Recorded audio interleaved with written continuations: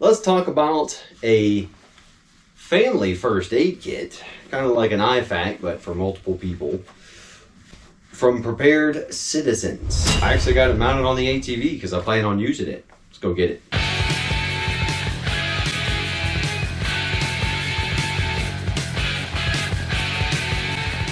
Let's see. Oh, there you are. Right where you're supposed to be.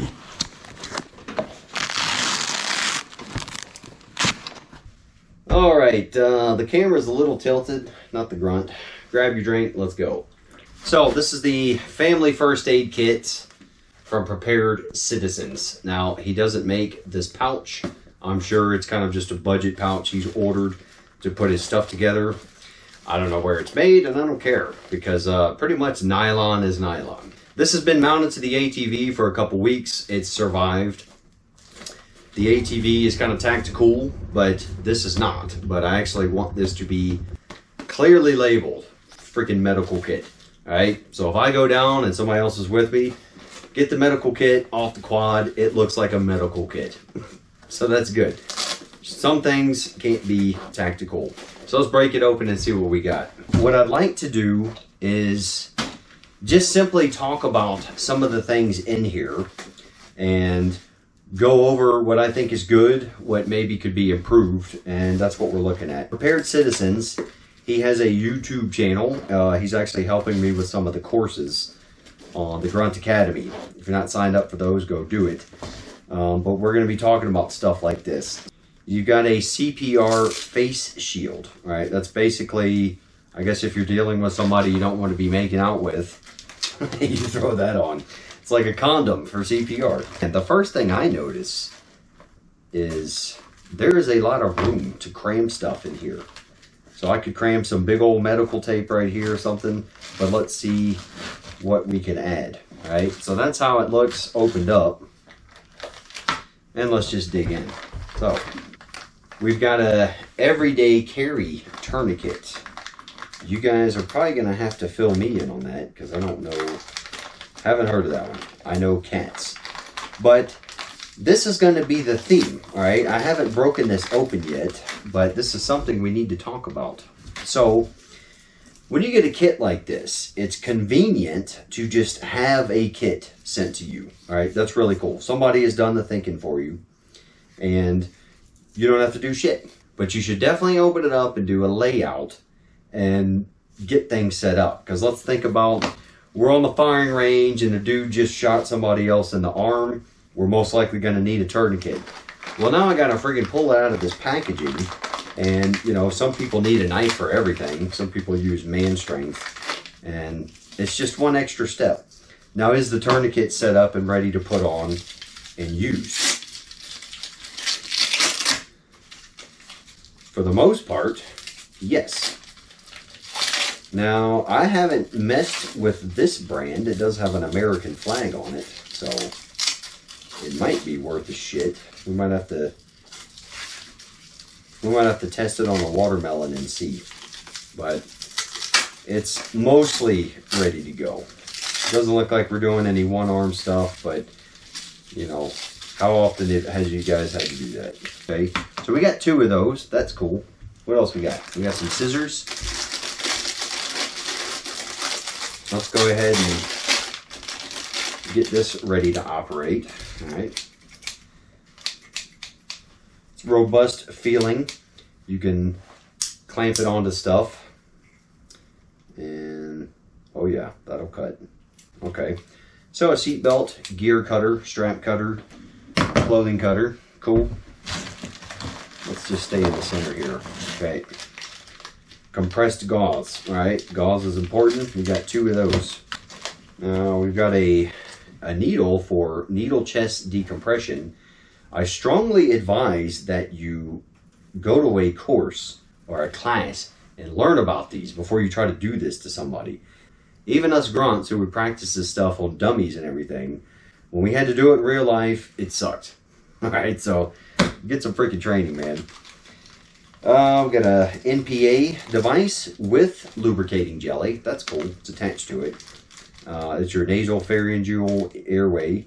And let's see what size we got. That's important. Size 28 FR. What the hell does that mean? I don't know, but it looks like something that should fit in most noses. Too big is not going to work. Too small would work. So just think about that. Too small is better than too big. Opposite of what she said. A chest seal. It looks like there's 2 in here. Entry, exit wound. All right, so this is basically if somebody's lung is collapsing. Ah, okay, yeah, 2 of them. So if somebody's lung is collapsing, you got to seal their chest up. This is North American Rescue. I've only heard good things. All right, then over here we've got some tape. Tape is very important. And this looks like the medical tape that you see like at a doctor's office or hospital. I like the big, robust 3mm tape that's about 3 inches wide. So I already know I'm going to add that to this kit, right? This stuff is good for holding like minor things, but it doesn't stick to wet skin or sweaty skin or blood or anything. And it doesn't really have good strength. This is kind of like a clinical application to me. 6-inch hemorrhage control bandage. Fairtech Industries. But this all looks like high quality stuff from legit companies. And it's an affordable price. And then we've got an emergency casualty blanket. So not something you're going to build a freaking emergency shelter with. Just a simple Mylar blanket. You can hide from thermals with it too. Something to think about. Second blanket. So if people don't know, if you've got a casualty where you've had to use a lot of this stuff, you got to treat for shock and you got to keep them warm. And these blankets are good for that. You throw it over them on the litter or however you're transporting them and keep them from dying from exposure. Okay, now we've got this pocket. We've got, oh, I got my glove stuck in there. Well, first glove is fucked.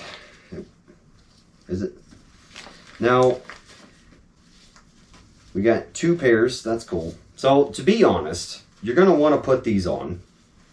Alright, you don't want to get other people's blood on you.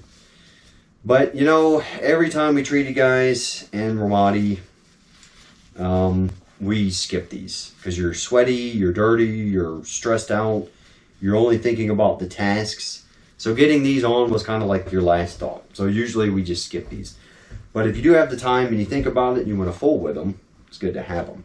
I would say they need to be in their own little plastic bag though. So I think what I'm going to do, let's take, we don't need these in a plastic bag. Alright, so there we go. Now my gloves are protected. What else we got?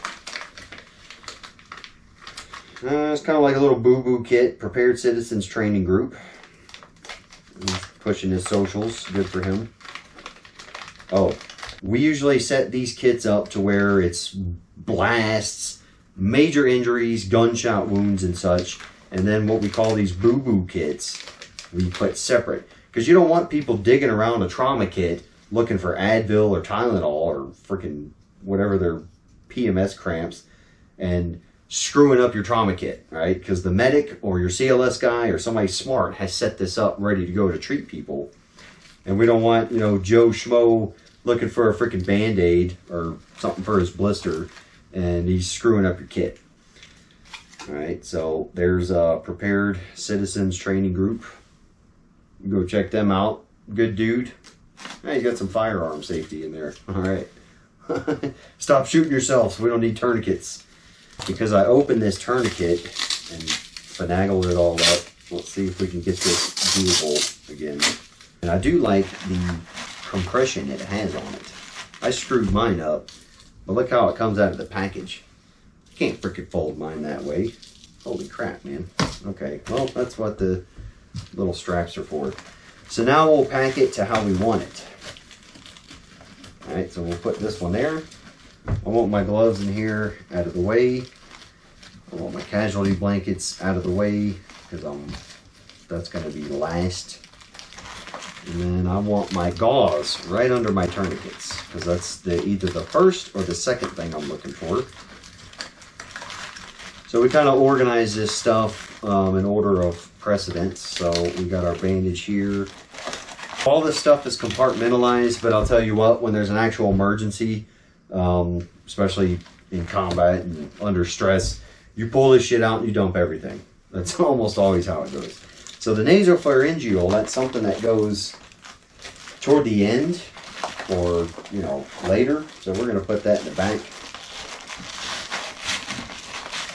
And we'll keep his scissors by the gauze.